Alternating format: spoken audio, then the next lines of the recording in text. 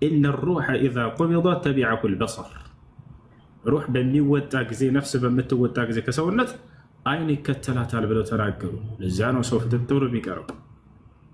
ከዚያ በኋላ ይሄ መልአክ ከወጣ በኋላ መለኩል መውት ለማን አስረክቦ ይሰጣል?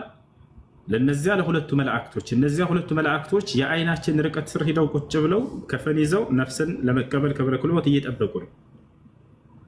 የዛኔ የሰው ልጅ መልአክን ያያል። የዛኔ የሰው ልጅ መልአክን ያያል። ፈከሸፍና ዐንከ ጊጣአከ ፈበሰሩከ ልየውመ ሐዲድ አላምላካችን አላህ። ፈከሸፍና ዐንከ ጊጣአከ እስከዛሬ አንተን ሲጋርድህ ሲሸፍንህ የነበረውን ግርዶሽ ገለጥኩልህ ይላል። መልአክንና ጅኖችን ሰይጣን አናይም አይደል? የዛኔ ግን ያንን የተጋረደው አይናችንን ያነሰዋል አላህ ሱብሓነሁ ወተዓላ። መላእክቶች ከፊታችን ቆመው እናያቸዋለን።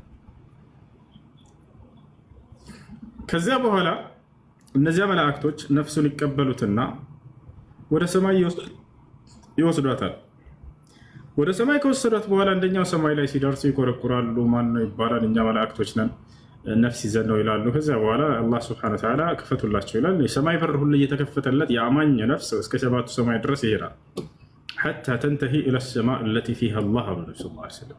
አላህ ወዳለበት ሰማይ እስክትደርስም ድረስ ትሄዳለች የሙስሊም ነፍስ አሉ። በዚሁ አጋጣሚ አላህ እስካለበት ሰማይ ሲሉ ጊዜ አላህ ሱብሓነሁ ወተዓላ ከሰባቱ ሰማይ በላይ እንደሆነ ነብዩ ሰለላሁ ዐለይሂ ወሰለም እየተናገሩ ነው።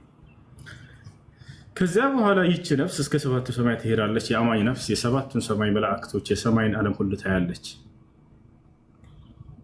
ያ ከዚያ በኋላ ወደ ምድር መልሷትና የቀብርን ጥያቄ ትጠየቅ በስጋ ውስጥ መልሷት ብሎ አላህ ሱብሓነሁ ወተዓላ ያዛል። ከዚያ ልክ ቤተሰቦቻችን ከቀበሩም በኋላ ያቺ ነፍስ ትመጣለች፣ በሰውነት ውስጥ ትገባለች። ከዚያ በኋላ የቀብር ጥያቄን መላእክቶች መጥተው ይጠይቁታል። ነኪር እና ሙንከር የተባሉ ሁለት መላእክቶች ይመጣሉ። ይህን ሰውዬ ይጠይቁታል።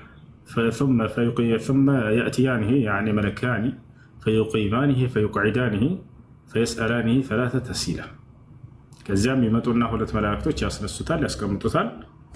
ነፍሱ በስጋው ውስጥ ትገባና فيسألانه ثلاثة أسئلة ሶስት ጥያቄዎችን ይጠይቁታል። ይህ አማኙም ከሃዲም ሁሉ የሚጠየቀው ጥያቄ ነው። የመጀመሪያው ጥያቄ ምንድነው? መን ረቡክ ጌታህ ማን ነው ተብሎ ይጠይቃል።